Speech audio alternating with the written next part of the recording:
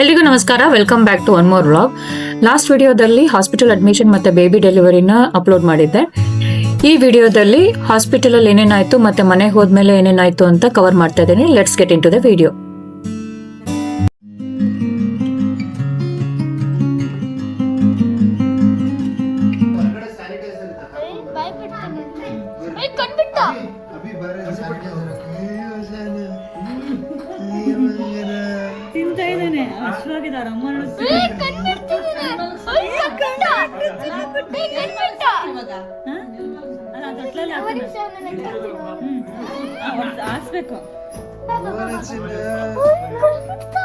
ಬೇಬಿನ first ವಾರ್ಡ್ಗೆ shift ಮಾಡಿದ್ರು.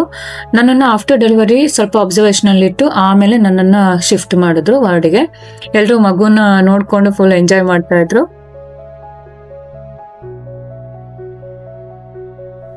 ನನಗೆ ಸಿ ಸೆಕ್ಷನ್ ಆದ್ರಿಂದ ಫಸ್ಟ್ 2 days ಇಂಡಿಪೆಂಡೆಂಟ್ ಆಗಿ ಎದ್ದು ಮಗುನ ನೋಡ್ಕೊಳಕ್ ಆಗ್ತಾನೆ ಇರಲಿಲ್ಲ. ಈ ಟೈಮಲ್ಲಿ ನಮ್ಮಮ್ಮ, ರಾಜೀವ್ ಮತ್ತೆ ನನ್ನ ತಂಗಿ ತುಂಬಾ ಸಪೋರ್ಟ್ ಕೊಡ್ತಾ ಇದ್ರು, ತುಂಬಾ ಟೇಕ್ ಕೇರ್ ಮಾಡಿದ್ರು. I am really thankful to them. ನಾನು ಬೆಡ್ಡಿಂದ ಕೆಳಗೆ ನಡ್ಕೊಂಡು ಬಂದು ಒಂದು ಚೇರ್ ಮೇಲೆ ಕೂತ್ಕೊಳ್ಳೋಕ್ಕೂ ತುಂಬಾ ಟೈಮ್ ತಗೊಳ್ತಾ ಇದ್ದೆ. It was really like hell. Anyhow as the days passed 5 days hospital ಇದ್ವಿ. ಆಲ್ರೆಡಿ 3rd day ಆಗ್ತಿದ್ದಂಗೆ ನಾನು ಸ್ವಲ್ಪ ಎದ್ದು ವಾಕ್ ಮಾಡೋದಕ್ಕೆ ಶುರು ಮಾಡಿದೆ.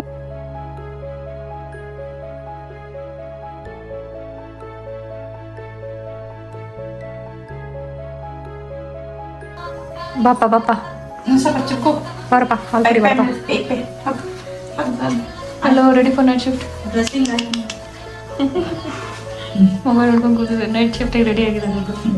ನೈಟ್ ಶಿಫ್ಟ್ ಇಟ್ಕೊಳ್ರಿ. ಅದು ಸುಮ್ಮನೆ ಅಪ್ಪ ಅನ್ಕೊಳಕ್ಕಾಗತ್ತಾ? ನೈಟ್ ಶಿಫ್ಟ್ ಈ ಕಡೆ ಈ ಸೆಕ್ ಬಂತು. ಕೊಡ್ಕೊಳಪ್ಪ, ಮಲಗಿಸ್ಬಿಡ್ತೀನಿ. ಆಮೇಲೆ 2 o'clock ಆರಾಮ ಆಯ್ತಾ? ಅಮ್ಮ ಮತ್ತೆ ರಾಜೀವ್ ಇಬ್ರು ನೈಟ್ ಹಾಸ್ಪಿಟಲ್ ನನ್ನ ಜೊತೆ ಉಳ್ಕೊಳ್ತಾ ಇದ್ರು. ಎವ್ರಿ 2 hours ಒಂದ್ಸಲ ಮಗುಗೆ ಅಲಾರಾಮ್ ಇಟ್ಕೊಂಡು ಎಪ್ಸಿ ಫೀಡ್ ಮಾಡ್ಬೇಕಾಗಿತ್ತು. ಹೀಗೆ ಹಾಸ್ಪಿಟಲ್ ಡೇಸ್ ತುಂಬಾ ಟಫ್ ಆಗಿತ್ತು. ಡೇ ಯಾವುದು ನೈಟ್ ಯಾವುದು ಒಂದು ಗೊತ್ತಾಗ್ತಿರ್ಲಿಲ್ಲ. ಆ ಥರ ಆಗೋಗಿತ್ತು. 5 days ಹೇಗೋ ಸ್ಪೆಂಡ್ ಮಾಡಿಬಿಟ್ಟು 5th day ಡಿಸ್ಚಾರ್ಜ್ ಆಗಿ ಮನೆಗೆ ಬಂದ್ವಿ. ಈ ಹಾಸ್ಪಿಟಲ್ ಡೇಸ್ ಅಂತೂ ತುಂಬಾ ಚಾಲೆಂಜಿಂಗ್. ಯಾವಾಗ ಅಲ್ಲಿಂದ ಮನೆಗೆ ತಪ್ಪಿಸ್ಕೊಂಡ್ ಬಂದ್ಬಿಡೋಣ ಅನಿಸ್ತಾ ಇರುತ್ತೆ. ಹಾಸ್ಪಿಟಲಿಂದ ಡಿಸ್ಚಾರ್ಜ್ ಆಗಿ ಮನೆಗೆ ಬಂದಿದ ತಕ್ಷಣ ಫುಲ್ ಹ್ಯಾಪಿ ಮೂಡ್ ಆನ್. ಎಲ್ಲರೂ ಸೆಲೆಬ್ರೇಟ್ ಮಾಡಿದ್ವಿ.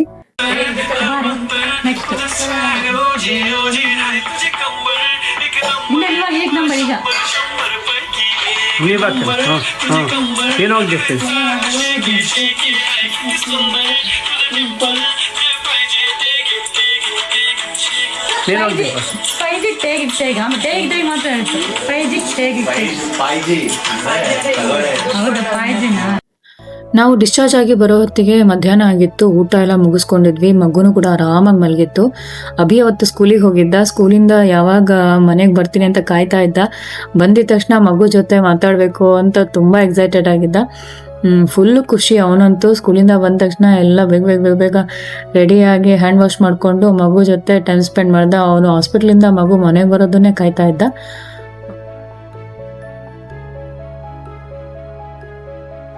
Like a bird inside a tree, you are as safe as you can be, wrapped up in a blanket warm, far away from any storm.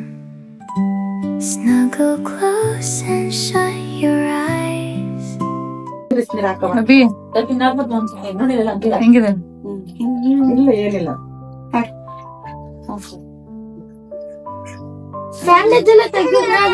ಚೆನ್ನಾಗೆ first ಸ್ನಾನ ಪಾಪ hospital ಮಾಡಿಸ್ಕೊಳಿಲ್ಲ. ಸುಮ್ನೆ ಒಂದೇ ದಿನ ಅದು ಬರೀ ಎಣ್ಣೆಲ್ದ ನೀರ್ ಹಾಕೊಟ್ಟಾರೆ. ಸುಮ್ನೆ ನೀರ್ ಹಿಂಗ್ ಮುಟ್ಟಿಸ್ಕೊಟ್ಟಿದ್ದಾರೆ. ಎಣ್ಣೆ ಹೋಗಿತ್ತು. ಎಷ್ಟು ಬಿಡಿತಾವ ಇಲ್ಲ ಹೋಗಿತ್ತಣ್ಣ. ಎಷ್ಟು ಬಿಡ್ತಾರ ಒಂಚೂರು ನೆತ್ತಿ ರೂಪ ಇಷ್ಟೇ ತಂದು ಹಾಕತೀನಿ.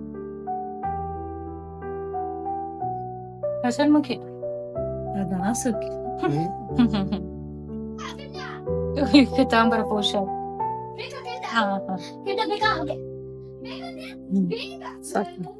ಅಕ್ಕ ಸರ್ ಪೌಡ್ರ್ ಕೊಡು. ಕೊಬ್ಬರಿ ಸಿಪ್ಪೆ ಅಷ್ಟೇನಾ? ಸಾಂಬ್ರಾಣಿ ಹಾಕಿ ಬೇಡ, ಆಮೇಲೆ ಬೇಡ, ಬೆಳ್ಳುಳ್ಳಿ ಸಿಪ್ಪೆ ಸಾಂಬ್ರಾಣಿ ಬೇಡ.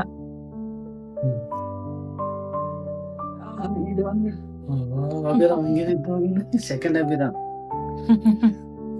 ಅಭಿ ಹೆಂಗೆ? ಚೆನ್ನಾಗಿತ್ತು. ತಾತ ನನಗೆ ಗೊತ್ತಿದ್ರೆ ಬೆಂಕಿ ಹತ್ಕೊಂತಿದ್ದ ಆಗತ್ತೆ.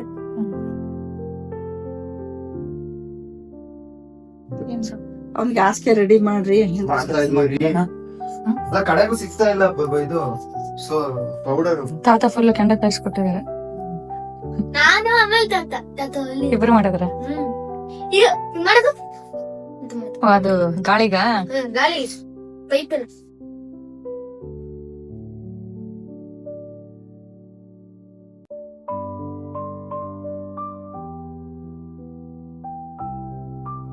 ಮಲ್ಕೊಂಡೆ ಬಿಟ್ಟಿಲ್ವ ಎದ್ದೇಳು?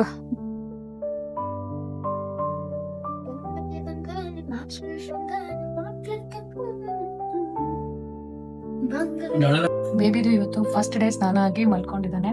ಮನೆಗೆ ಬಂದ್ಮೇಲಂತೂ ಫುಲ್ ರಿಫ್ರೆಶ್ಡ್ ಆಗಿದ್ದೀವಿ. ಯಾಕಂದ್ರೆ ಹಾಸ್ಪಿಟಲ್ ಸರಿಯಾಗಿ ನಿದ್ದೆನೇ ಬರ್ತಿರ್ಲಿಲ್ಲ.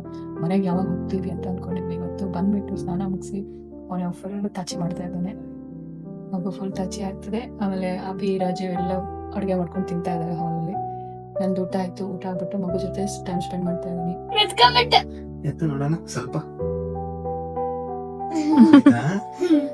ತಲೆಗೆ ಆಮೇಲೆ ಬೆನ್ನಿಗೆ ಸಪೋರ್ಟ್ ಕೊಟ್ಟಿವಿ.